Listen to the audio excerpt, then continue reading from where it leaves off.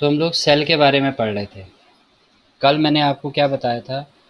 दो चीज़ें बताई थी, एक कोशिका भित्ति और एक कोशिका झिल्ली, यानी कि प्लाज्मा मेम्ब्रेन और आपका सेल वॉल। तो जो कोशिका झिल्ली जो है वो किससे बनती है? लिपिड से बनती है और प्रोटीन से बनती है, मैंने आपको बताया था। और ये लिपिड बेसिकली क्या होते हैं? एक तरीके से फॉर्म ऑफ फैट होती है, बसा बसा होता है। ठीक है। तो कैसा दिखता है लिपिड? देखो, लिपिड ऐसा दिखता है। ये मैंने कल आपको बताया था, एक सिरा इसका ऐसा होता है जो आपका हेट्रोफिलिक होता है, मतलब सॉरी, हाइड्रोफिलिक। हाइड्रोफिलिक का मतलब क्या हुआ कि ये पानी में रहना चाहता है। और ये वाला जो छोर है, इसका पीछे पूंछ है, ये आपका क्या है? हाइड्रोफोबिक है। फोबिया मतलब डरना, ये पानी में नहीं रहना चाहता। तो देखो, कोशिका के बाहर पानी है, किसी पानी के बोतल में इसको रखा गया है कोशिका को, या किसी पानी के बर्तन में। और ये कोशिका के अंदर जो है क्या है, जिसको हम कोशिका द्रव्य कहते हैं, साइटोप्लाज्म, यानी कि कोशिका के अंदर का पानी है। तो पानी की तरफ हमेशा वो वाला छोर होता है जो आपका हाइड्रोफिलिक होता है, मतलब जो पानी में रहना चाहता है। और अंदर की तरफ वो वाला छोर होता है जो आपका पानी में नहीं रहना चाहता है, यानी कि हाइड्रोफोबिक वाला। ठीक हो गया। तो इसको एक लेयर ये बनी ऊपर वाली, ये, और एक लेयर ये बनी नीचे वाली, बीच में ये गैप है, इसलिए क्या बोलते हैं कि ये बाई लेयर बनाती है। यानी कि जो सेल वॉल होती है, सॉरी, आपका जो सेल मेम्ब्रेन होती है, यानी कि प्लाज्मा मेम्ब्रेन जो होती है, या कोशिका कला जो होती है हिंदी में, वो क्या होती है? लिपिड से बनती है। और लिपिड का भी कैसा स्ट्रक्चर होता है? बाइलियर स्ट्रक्चर होता है। अब इसको और डिटेल में देखोगे तो ये ऐसी दिखती है भाई। ठीक है। तो इसके बीच बीच में जो ये नीले नीले हैं, ये सब आपके क्या हैं? प्रोटीन है। अभी प्रोटीन के अलग अलग टाइप हैं, इतना ज़्यादा डीप में हमें पढ़ने के लिए नहीं है, क्योंकि हमारे सिलेबस में केवल 9th और 10th का है। ठीक है, तो 9th और 10th में इतना ही सिलेबस में है। अच्छा, इसके बाद हम बात करते हैं सेल स्ट्रक्चर की, यानी कि कोशिकाएं कैसी होती हैं। तो यहाँ पर दो कोशिकाएं आपको दिखाई गई हैं बेसिकली। ठीक है। एक कोशिका ये जो है आपका एनिमल सेल है, हम लोगों में जो पाई जाती है। और ये जो कोशिका है ये आपका क्या है? प्लांट सेल है, यानी कि पेड़ पौधों की कोशिका है। तो पेड़ पौधों की कोशिका में देखो, एक तो आपका ये बाहर जो है ग्रीन कलर का, जो ये बाहर को निकला हुआ है इस तरह का, ये पूरा जो ग्रीन कलर का जो है, ये ग्रीन कलर का, इसको हम क्या बोलते हैं? कोशिका भित्ति बोलते हैं।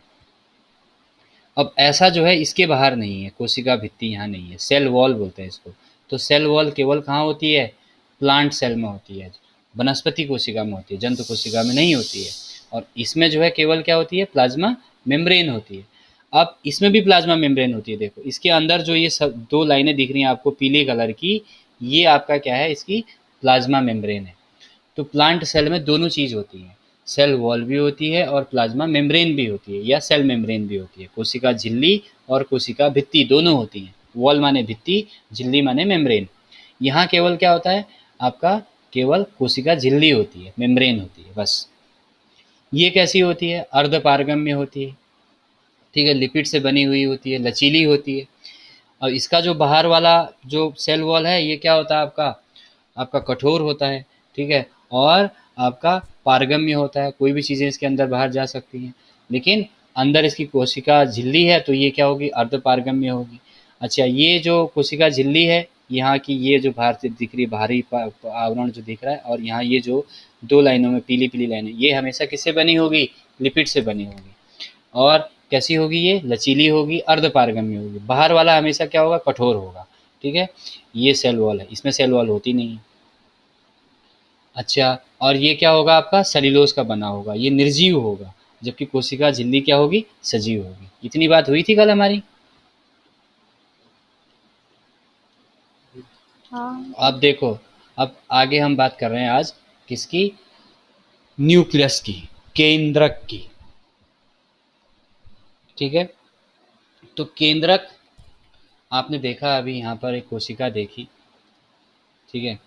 इस कोशिका में ये केंद्रक है, यहाँ पर आपका ये केंद्रक है। नहीं, ये तो एंडोप्लाज्मिक रेटिकुलम है। ठीक है, इसमें केंद्रक दिया है नहीं दिया है? हाँ, ये केंद्रक है। ठीक है। तो केंद्रक के बाहर जो है एंडोप्लाज्मिक रेटिकुलम भी है। अभी आपको समझ में आ जाएगा ये एंडोप्लाज्मिक रेटिकुलम क्या है। इन दोनों के बारे में बात करने वाले हैं बेसिकली आज हम लोग। तो देखो, अब मैं आपको पहले 2 चीज़ें पढ़ा रहा हूँ। केंद्रक आपने देख लिया, ठीक है, कोशिका के अंदर इस तरह से दिखता है, ठीक है, गोल गोल भाग होता है, ठीक है, और ये आपका जंतु कोशिका है, ये वनस्पति कोशिका है, ठीक है। तो 2 सेल होती हैं हमारी, एक यूकैरियोटिक सेल होती है और एक प्रोकैरियोटिक सेल होती है, ठीक है। तो पहले उन दोनों के बारे में बात करते हैं, क्योंकि अभी तक तो हमने खाली बाहर की 2 चीज़ें पढ़ी हैं, सेल वॉल और सेल मेम्ब्रेन पढ़ी हैं। अब हम इसके अंदर केंद्रक पढ़ रहे हैं। तो केंद्रक पढ़ने से पहले हमें पता होना चाहिए कि कोशिकाएं कितने प्रकार की होती हैं। एक तो जंतु कोशिका, वनस्पति कोशिका, वो तो एक अलग चीज़ है, ठीक है, वो तो यहाँ पे मैंने आपको दिया ही है। जंतु कोशिका वनस्पति कोशिका में क्या मेन अंतर तो यही होता है कि वनस्पति कोशिका में जो है कोशिका भित्ति होती है, ठीक है, यानी कि आपका सेल वॉल होती है। इसमें आपका सेल वॉल नहीं होती है, इसमें केवल मेम्ब्रेन होती है, प्लाज्मा मेम्ब्रेन। इसमें प्लाज्मा मेम्ब्रेन भी होती है, ठीक है। तो ये मेजर मेजर डिफरेंस है। बाकी अभी जब चैप्टर खत्म होगा तो उसमें मैं आपको इन दोनों का डिटेल जो है वो भी कराऊंगा, ठीक है। तो अब देखो, यूकैरियोटिक कोशिका और प्रोकैरियोटिक कोशिका में क्या अंतर होता है। तो यहाँ पे मैं आपको वैसे बता देता हूँ कि यूकैरियोटिक, ये सारी जो कोशिकाएं हैं ये हमारी क्या हैं, यूकैरियोटिक कोशिकाएं हैं, मतलब विकसित कोशिकाएं हैं। कुछ कोशिकाएं हमारे ऐसी भी होती हैं जो आपकी क्या होती हैं, आपकी विकसित नहीं होती हैं, ठीक है। खास बात क्या होती है, जैसे आपने देखा इस कोशिका में, आप देख रहे हो कि ये केंद्रक के बाहर चारों तरफ क्या है, एक झिल्ली है, मतलब एक बाहर से कोशिका झिल्ली है। उसके बाद ये माइटोकॉन्ड्रिया आपको दिख रहा है, इसकी एक अलग झिल्ली है, ठीक है। आपका ये गोल्जी एपरेटस है, इसकी अलग झिल्ली है, और केंद्रक की अलग झिल्ली है। तो हर एक जो कोशिकांग है, कोशिका में क्या होता है, केंद्रक होता है, गोल्जी एपरेटस होता है, माइटोकॉन्ड्रिया होता है, वैक्यूल्स होता है, ठीक है, यानी कि रिक्तिका, ठीक है, न्यूक्लियोलस, ये सब चीज़ें होती हैं। तो इसमें हर चीज़ जो है वो विकसित अवस्था में है, यहाँ भी और यहाँ भी। मतलब हर चीज़, जैसे हमारा अलग अलग अंग जो है वो विकसित है, हमारे हाथ के दोनों हाथों के अलग अलग अंगुलियाँ हैं, ठीक है। तो इसी तरह से कोशिका के अंदर भी जिस कोशिका के सारे अंग विकसित होंगे, ठीक है, सारी चीज़ें कोशिका के अंदर विकसित होंगी। न्यूक्लियस के लिए अलग, आपका केंद्रक के लिए अलग झिल्ली होगी, माइटोकॉन्ड्रिया की अलग झिल्ली होगी, एंडोप्लाज्मिक रेटिकुलम के लिए अलग झिल्ली होगी, गार्जी एपरेटस के लिए अलग होगी, वेशियल्स यानी कि आपका क्या बोलते हैं, रिक्तिका के लिए अलग झिल्ली होगी। तो हर एक अंग आपको अलग अलग दिखेगा, हर एक अंग सेपरेट होगा उसमें। और अगर मिक्स हो, ठीक है, जैसे इस तरह से, जैसे मैं यहाँ पे दिखाता हूँ आपको कि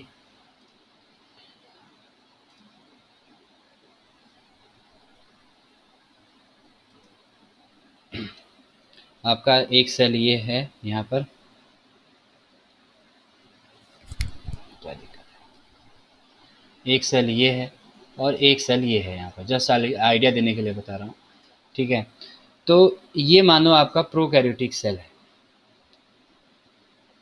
ठीक है, ये आपका क्या है, प्रोकैरियोटिक सेल है, और ये आपका यूकैरियोटिक सेल है। तो प्रोकैरियोटिक सेल में क्या होता है, जैसे केंद्रक आपका इसमें झिल्ली नहीं होगी, खाली एक जगह पर जो है थोड़ा सा आपको क्या मिलेगा, इस तरह से। ये पूरे में तो इस तरह से थोड़ा थोड़ा जो है जीव द्रव्य होगा, ठीक है, कोशिका द्रव्य होगा, ठीक है, लेकिन एक जगह पर क्या होगा, थोड़ा सा आपको घना दिखेगा, लेकिन इसके बाहर से कोई झिल्ली नहीं होगी। यहाँ पर क्या होगा, इसमें भी जो है आपका यूकैरियोटिक कोशिका में क्या होगा, अंदर जो है कोशिका द्रव्य तो होगा ही होगा, यानी कि साइटोप्लाज्म तो होगा ही होगा, ठीक है। लेकिन क्या होगा, उस साइटोप्लाज्म के अंदर अलग से इस तरह से एक अलग झिल्ली होगी, और उस झिल्ली के अंदर क्या होगा, केंद्रक बना होगा। ऐसे ही जो है यहाँ पर क्या होगा, एक अलग झिल्ली होगी इस तरह से, ठीक है, और उसके अंदर क्या बना होगा आपका, यूँ जो है आपका माइटोकॉन्ड्रिया बना होगा, ठीक है, इस तरह से माइटोकॉन्ड्रिया बना होगा, ठीक है। और इसमें क्या होगा, माइटोकॉन्ड्रिया अलग आपको दिखेगा नहीं, इस तरह से अलग झिल्ली के साथ नहीं होगा, खाली कहीं पर ऐसे जो है इस तरह से आपका ऐसे बना हुआ होगा, ठीक है। तो मतलब अलग अलग अंग का मतलब अलग अलग जो सेल ऑर्गेनल्स हैं या अलग अलग जो अंग हैं कोशिका के, वो इस तरह से अलग अलग नहीं हुए होंगे, ठीक है, वो उसी में होंगे, कोशिका द्रव्य के साथ ही लगे हुए होंगे, ठीक है। वहाँ पे जो है इस तरह से आपको थोड़ा डार्कनेस नज़र आएगी, वहाँ पे डेंसिटी ज़्यादा नज़र आएगी आपको, बस झिल्ली वगैरह कुछ नहीं होगी। तो ऐसी झिल्ली को हम क्या बोलते हैं, ऐसी कोशिका को हम प्रोकैरियोटिक बोलते हैं। और ऐसे जिसमें सारे अंगों की अपनी अलग अलग झिल्ली बनी हुई होती है, ये विकसित कोशिका होती है, इसको हम क्या बोलते हैं, यूकैरियोटिक सेल बोलते हैं, ठीक है। तो यूकैरियोटिक में क्या होता है, हर एक ऑर्गन का क्या होता है, मेम्ब्रेन होती है, खासकर केंद्रक की अलग झिल्ली होती है। प्रोकैरियोटिक में केंद्रक की अलग झिल्ली नहीं होती है, ठीक है। इसमें सेल ऑर्गन तो क्या होते हैं, यूकैरियोटिक कोशिका में सारे सेल ऑर्गन होते हैं, ठीक है। इसमें क्या होता है आपका, अलग से जो है मतलब जो न्यूक्लियस है, जो केंद्रक है, वो अलग से नहीं है, इस तरह से अलग से एक झिल्ली के अंदर नहीं है तो, लेकिन वो उसी में मिक्स हुआ पड़ा है, द्रव्य में ही, आपका साइटोप्लाज्म में ही। अच्छा, दूसरा जो है, प्रोकैरियोटिक कोशिका में क्या होते हैं, जैसे इसमें तो सारी चीज़ें आपको मिलेंगी, ठीक है। गोल्जी एप्रेस मिलेगा, रिक्तिका मिलेगी, आपका माइक्रोकॉन्ड्रिया मिलेगा, ठीक है, केंद्रक मिलेगा, केंद्रक के अंदर केंद्रिका मिलेगी, ठीक है, एंडोप्लाज्मिक रेटिकुलम मिलेगा, सब कुछ मिलेगा। इसमें जो है कई बार क्या होता है, कुछ अंग नहीं होते हैं, प्रोकैरियोटिक कोशिका में सारे अंग नहीं होते हैं, सारे सेल ऑर्गेनल्स नहीं होते हैं, ठीक है। अच्छा, उसके बाद आपका जो है जो न्यूक्लियस है, यानी कि जो केंद्रक है, केंद्रक के अंदर क्या होता है आपके यूकैरियोटिक कोशिका में आपका डीएनए और प्रोटीन होता है, ठीक है। और इसमें जो है क्या होता है, झिल्ली तो होती नहीं है, इस केंद्रक में क्या होता है आपका न्यूक्लिक एसिड होता है, ठीक है, जिसको हम न्यूक्लियोइड कहते हैं। तो इसके अंदर क्या होगा, डीएनए होंगे और प्रोटीन होंगे, इसके अंदर क्या होगा आपका न्यूक्लियोइड होगा या न्यूक्लिक एसिड होगा, ठीक है। और जो इस तरह की जो कोशिकाएं पाई जाती हैं, विकसित कोशिकाएं, ये जीव जंतु में पाई जाती हैं, बड़े मतलब पेड़ पौधों में पाई जाती हैं, जीव जंतु में पाई जाती हैं, ठीक है, प्लांट और एनिमल सेल दोनों में पाई जाती है, ठीक है। या दोनों सेल जो है यूकैरियोटिक टाइप की होती हैं। और प्रोकैरियोटिक सेल जो है वो किस में पाई जाती हैं, लाल हरे नीले शैवाल जो होते हैं, ठीक है। और आपका बैक्टीरिया में ये पाए जाते हैं, यानी कि ये कम विकसित सेल होती हैं और ये ज़्यादा विकसित सेल होती है। एकोसी जीवों में ज़्यादा पाई जाती है प्रोकैरियोटिक सेल, और यूकैरियोटिक सेल जो है वो मल्टी सेलुलर ऑर्गेनिज्म में पाई जाती है, यानी कि बहुकोषीय जीवों में पाई जाती है। इतना समझ आया? तो अब हम देखेंगे, जो भी बात करेंगे हम, तो वो हम किसकी बात करेंगे, प्रोकैरियोटिक कोशिका के अंगों की बात करेंगे। जैसे हम केंद्रक पढ़ेंगे तो अलग से केंद्रक की जो अलग संरचना होती है वो यूकैरियोटिक में ही होती है, प्रोकैरियोटिक में नहीं होती है, ठीक है। तो ये मान के चलना कि अब हम आगे जो कोशिकांग पढ़ रहे हैं, ठीक है, यहाँ भी होता है, लेकिन इसमें क्या अलग झिल्ली नहीं होगी, काम लगभग वही होगा, लेकिन हम बात करेंगे किसकी, यूकैरियोटिक की, ठीक है। तो देखो केंद्रक जो है इस तरह से होता है, जैसे बॉल होती है ना, बॉल, उसी तरह से। अब इसमें देखो, ये कहीं कहीं पर छेद बने हुए हैं, देखो, इसको हम बोलते हैं न्यूक्लियर पोर बोलते हैं। क्या बोलते हैं, न्यूक्लियर पोर बोलते हैं। यानी कि आपका जो आपका केंद्रक झिल्ली में जो छेद हैं, ठीक है, इनको केंद्रक झिल्ली के छिद्र कह सकते हो आप हिंदी में, ठीक है। तो केंद्रक झिल्ली के जो छेद होते हैं वो क्या करते हैं, इस केंद्रक के अंदर क्या है, देखो ये एक और छोटी सी इकाई है, ठीक है। इसको, ये भी एक छोटा सा गोला टाइप का है, अलग झिल्ली से ये बंधा हुआ है, इसकी अलग झिल्ली है, उसी झिल्ली के अंदर ये सारा चीज़ बना हुआ है। तो इसको हम बोलते हैं आपका केंद्रिका हिंदी में, और इंग्लिश में बोलते हैं न्यूक्लियोलस। तो एक बॉल के अंदर दूसरी बॉल है, बाहर वाला बॉल क्या कहलाएगा, केंद्रक, अंदर वाली बॉल क्या कहलाएगी, केंद्रिका, छोटा है, न्यूक्लियस और न्यूक्लियोलस, ठीक है। केंद्रक में क्या क्या होता है, केंद्रक में आपका, मैंने अभी आपको बताया था, ये जो केंद्रक है बेसिकली, ये क्या होता है, कोशिका के विभाजन में बहुत बड़ी भूमिका निभाता है, ठीक है। इसलिए हम इसको क्या बोलते हैं, आप इसको हम कंट्रोल सेंटर ऑफ सेल भी बोलते हैं। केंद्रक को क्या बोलते हैं, कोशिका का कंट्रोल या नियंत्रण केंद्र कहते हैं। क्यों, क्योंकि एक तो ये कोशिका के मूवमेंट में मदद करता है, और दूसरा क्या करता है, जब एक कोशिका से दूसरी कोशिका जन्म लेती है, यानी कि कोशिका का जब विभाजन होता है, तब जो है इसका बहुत महत्वपूर्ण रोल होता है, ठीक है।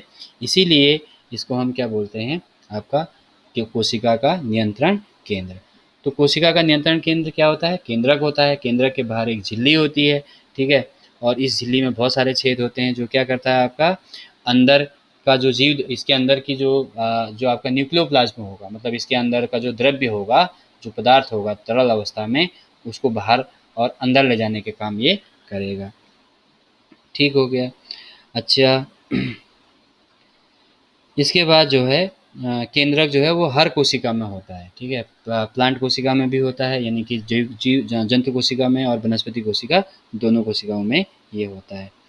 अच्छा, तो इसके बाहर से ये जो झिल्ली है इसको क्या बोलेंगे, केंद्रक झिल्ली या न्यूक्लियर मेम्ब्रेन, जिसमें पोर हैं, छेद हैं, ठीक है। अच्छा, इसके अंदर जो द्रव्य होता है उसको हम क्या कहते हैं? केंद्रक द्रव्य कहते हैं, न्यूक्लियोप्लाज्म। इसके अंदर एक छोटा-सा और गोला होता है, उसको हम केंद्रिका या फिर क्या कहते हैं, न्यूक्लियोलस कहते हैं, ठीक है। अच्छा, इसके अंदर क्या होते हैं, देखो ये छोटे-छोटे जाल जैसे आपको दिख रहे होंगे ये, इन जालों को हम कहते हैं क्रोमेटिन, ठीक है। क्या कहते हैं? क्रोमेटिन। अब ये क्रोमेटिन में क्या होता है? डीएनए और प्रोटीन होता है। क्या होता है? डीएनए और प्रोटीन होता है, ठीक है। तो देखो यहाँ पर मैंने क्या बताया, ये जो छोटे-छोटे जाले हैं इनको हम क्या बोलते हैं? क्रोमेटिन बोलते हैं। अब ये जो क्रोमेटिन है, इस क्रोमेटिन में क्या होता है आपका? डीएनए होता है। देखते यार, इसमें क्या होता है आपका? डीएनए होता है और क्या होता है? प्रोटीन होता है। तो ये जो डीएनए है, क्रोमेटिन में डीएनए अभी आपको दिख नहीं रहा है। डीएनए आपको कब दिखेगा? देखो अभी ये जो कोशिका है या जो केंद्रक है, ये किसी ऐसी कोशिका का केंद्रक है जो अभी विभाजन नहीं कर रही है, मतलब रेस्ट अवस्था में है वो कोशिका अभी। उसकी फ़ोटो है ये। जब कोई कोशिका विभाजन के लिए तैयार होगी, मतलब एक कोशिका से जब दूसरी कोशिका बनने वाली होगी, तो उस समय जो है ये क्रोमेटिन क्या हो जाता है आपका? जम जाता है, ठीक है। ये जाल जो है इकट्ठे हो जाते हैं, तो क्या बन जाती है? एक रॉड नुमा संरचना बन जाती है, ठीक है। तो वो रॉड नुमा संरचना जो है वो फिर क्या कहलाती है? डीएनए कहलाती है, ठीक है। तो डीएनए बेसिकली क्या करते हैं?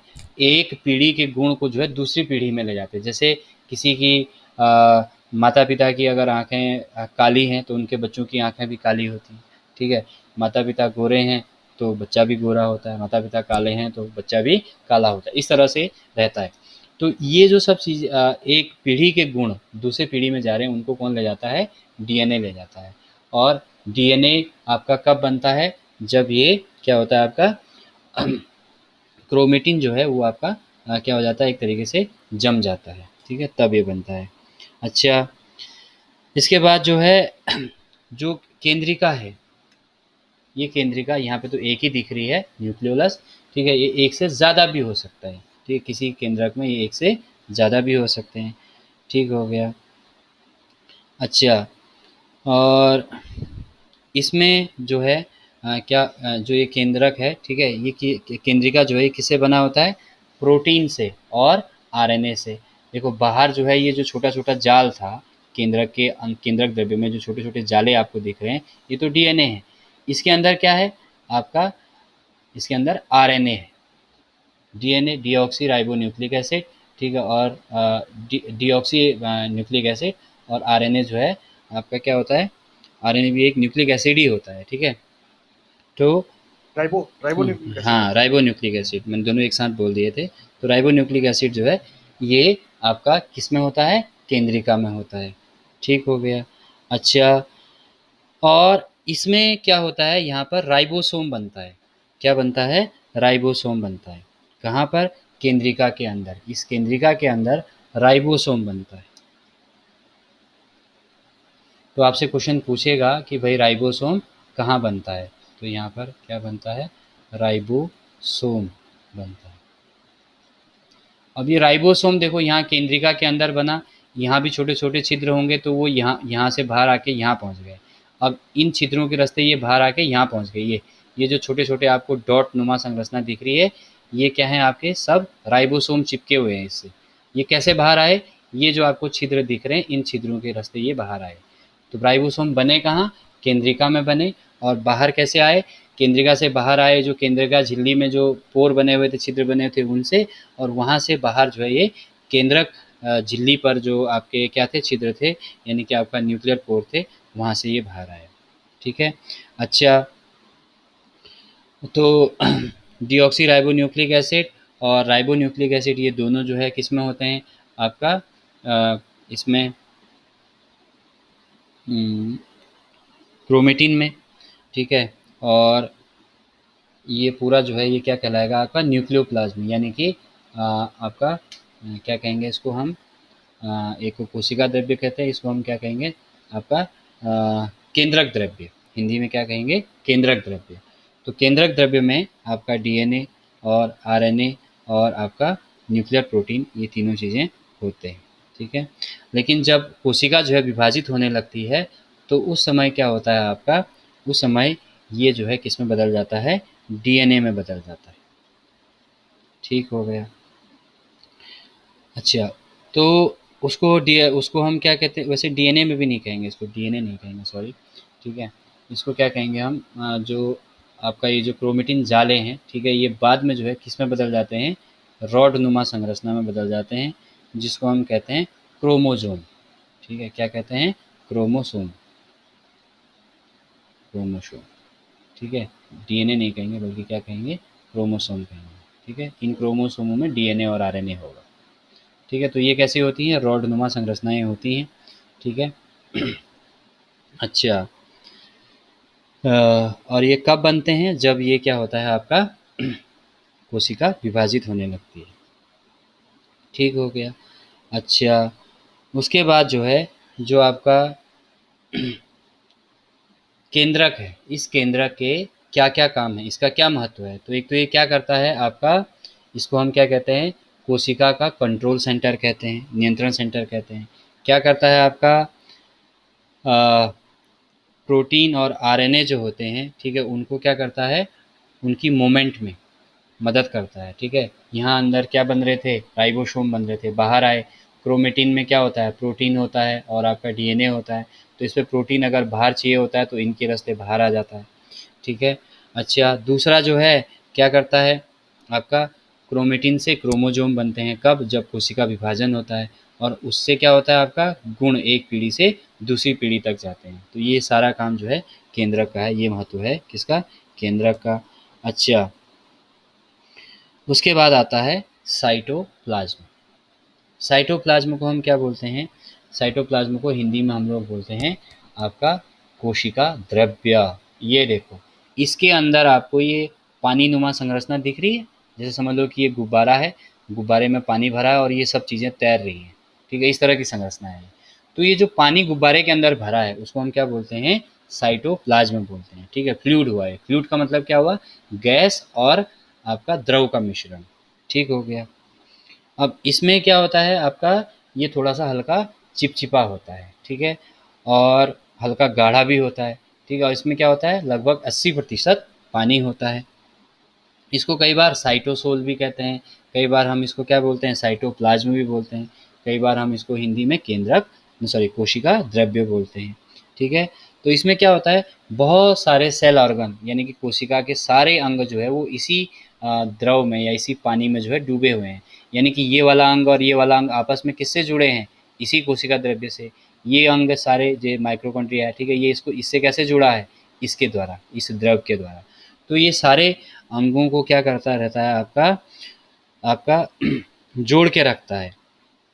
ठीक है। अच्छा, तो अगर सारे अंग कोशिका के अंदर नहीं होंगे, ठीक है, या सारे अंग एक साथ काम नहीं करेंगे, तो क्या होगा आपका, पूरी कोशिका काम नहीं कर पाएगी। तो ये सारा काम जो है इन सबको आपस में जोड़ के रखने का काम किसका है, इसी द्रव्य का है। दूसरा, ये कई बार क्या है, कोशिका के आकार को भी ये निर्भर करती है। ठीक है, मतलब जितना, जैसे मान लो किसी या किसी गुब्बारे में मैंने पानी भरा, ठीक है, तो पानी भरने से वो क्या होगा, अपना शेप ले लेगा। तो उसी तरह से कोशिका भी जो है अपना शेप जो है वो किसकी वजह से लेती है, साइटोप्लाज्म के जरिए, यानी कि कोशिका द्रव्य के जरिए लेती है। ठीक है। अच्छा, ये जो कोशिका द्रव्य है इसका काम क्या है, देखो, एक तो ये यहाँ से मैंने कल आपको बताया क्या होता है, ऑस्मोसिस होता है और डिफ्यूजन होता है। ठीक है, तो यानी कि गैसें अंदर से बाहर आती हैं और बाहर से अंदर भी जाती हैं। तो यानी कि एक सांस लेना, सांस छोड़ना, जिस तरह से हम अपने शरीर के अंदर सांस लेते हैं, बाहर छोड़ते हैं, उसी तरह से कोशिका भी श्वसन करती है। ठीक है, तो ये जो श्वसन का काम है ये किसके ज़रिए होता है, यही करता है। ठीक है, इसी में क्या होगा, पानी का कंसंट्रेशन कम ज़्यादा होगा, कम होगा तो बाहर से आपका, सॉरी, ईयर का, अगर ईयर कम होगी तो बाहर से आएगी, अगर ज़्यादा हो जाएगी तो बाहर चल कर देगा। तो इस तरह से ये क्या करता है आपका, एक तरीके से रेस्पिरेशन यानी कि कोशिका के श्वसन में मदद करता है। ठीक है। अच्छा, और ठीक हो गया। अब बात करते हैं अगला सेल ऑर्गेनल, एंडोप्लाज्मिक रेटिकुलम। ठीक है, तो एंडोप्लाज्मिक रेटिकुलम जो है वो कैसे, दो प्रकार का होता है। देखो, एक एंडोप्लाज्मिक रेटिकुलम यहाँ दिखा हुआ देखो, ये जो है एक थैलेनुमा पाइप जैसी संरचना है। पाइप एक पाइप जो है आपका क्या किए हैं आपका या यूँ कह सकते हो ट्यूब ट्यूब या पाइप नुमा संरचना है, ठीक है। तो देखो ये जो है पाइप नुमा संरचना, इसमें कहीं पर भी आपका ये इस तरह से राइबोसोम नहीं चिपके हुए हैं। मैंने आपको बताया था अभी यहाँ राइबोसोम बनते हैं, ठीक है, और ये यहाँ से पहले कोशिका केंद्रक द्रव्य में आएंगे, फिर केंद्रक द्रव्य से बाहर आएंगे कि केंद्रक झिल्ली पर। तो उसके बाद जो है ये केंद्रक से चिपका हुआ होता है एंडोप्लाज्मिक रेटिकुलम। देखो ये केंद्रक है, ये इसके अंदर केंद्रिका है, तो इससे चिपका हुआ क्या है, ये आपका एंडोप्लाज्मिक रेटिकुलम। तो ये यहाँ से धीरे धीरे इससे चिपक जाते हैं। तो इस तरह से एंडोप्लाज्मिक रेटिकुलम दो प्रकार का हो जाता है, ठीक है। एक तो ये स्मूथ हो गया चिकना, और ये क्या हो गया आपका खुरदुरा, ठीक है। तो ये रफ एंडोप्लाज्मिक रेटिकुलम है और ये आपका स्मूथ एंडोप्लाज्मिक रेटिकुलम है। तो स्मूथ में क्या है, राइबोसोम नहीं चिपके होंगे, और इसमें क्या होगा आपका जो खुरदुरा होगा इसमें राइबोसोम चिपके होंगे, ठीक है। तो अब ये इसका आकार जो है वो अलग अलग जगह अलग अलग हो सकता है, ठीक है। तो जैसे इस सेल में ऐसा दिख रहा है, ठीक है, इस सेल में यहाँ पे ऐसा दिख रहा है देखो, ठीक है। तो ये अलग अलग तरीके का शेप का हो सकता है, पर होगा ऐसे ही ट्यूब नुमा संरचना होगी, कहीं पर चौड़ी ट्यूब, कहीं पर गोल ट्यूब, ठीक है, कहीं पर नल जैसा, उस तरह से ये दिखेगा, ठीक है। अच्छा, दो टाइप के होते हैं, ठीक है, रफ एंडोप्लाज्मिक रेटिकुलम और स्मूथ एंडोप्लाज्मिक रेटिकुलम, ठीक है। अच्छा, जो रफ एंडोप्लाज्मिक रेटिकुलम होता है उससे क्या होते हैं आपके इस तरह से राइबोसोम जुड़े हुए होते हैं, देखो ये, ठीक है। और इसमें क्या होता है आपका जो राइबोसोम है इसमें क्या बनते हैं, प्रोटीन बनते हैं, इसमें क्या बनते हैं, प्रोटीन बनते हैं, ठीक है।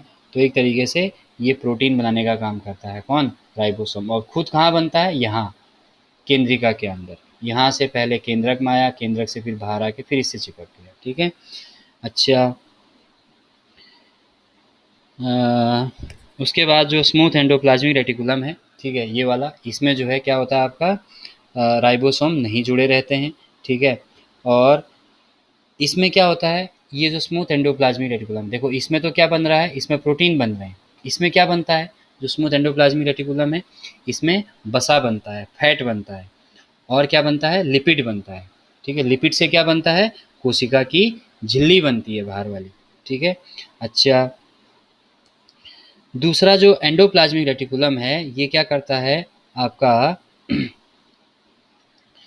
किसी भी कोशिका के, देखो कोशिका में इतने सारे अंग हैं, ठीक है, ये यहाँ पर एंडोप्लाज्मिक रेटिकुलम है, ठीक है। तो कोशिका के दूसरे अंगों से कोई ट्रांसपोर्ट करना है, ठीक है, कोई पदार्थ इधर से उधर ले जाना है, तो इसका काम कौन करता है, एंडोप्लाज्मिक रेटिकुलम करता है, ठीक है। और साथ में क्या करता है आपका, शरीर के अंदर कोई जहरीली चीज़ चली गई, ठीक है, डिटॉक्सीफाई कहते हैं इसको, ठीक है। टॉक्सिस मतलब जहरी चीज़ें चली जाती हैं, जहरीली चीज़ें, जब हमारे शरीर में कोई जहरीली चीज़ें चली जाती हैं या कोई भयानक दवा ड्रग जिसको हम कहते हैं, इस तरह की चीज़ें अगर चली जाती हैं तो ये क्या करता है, उसको भी कोशिका से बाहर निकालने का काम करता है, या यूँ कह लो कि शरीर को जहर से मुक्त करने का काम करता है। तो इस तरह से आपने केंद्रक पढ़ा, केंद्रिका पढ़ी, एंडोप्लाज्मिक रेटिकुलम पढ़ा, कोशिका कला पढ़ी, कोशिका भित्ति पढ़ी, ठीक है। यूकैरियोटिक प्रोकैरियोटिक कोशिका में अंतर पढ़ा, सेल थ्योरी पढ़ी। तो ये इतनी सारी चीज़ें मैंने आपको करा दी हैं अभी तक, ठीक है। अब इससे आगे का जो होगा वो हम कल पढ़ेंगे।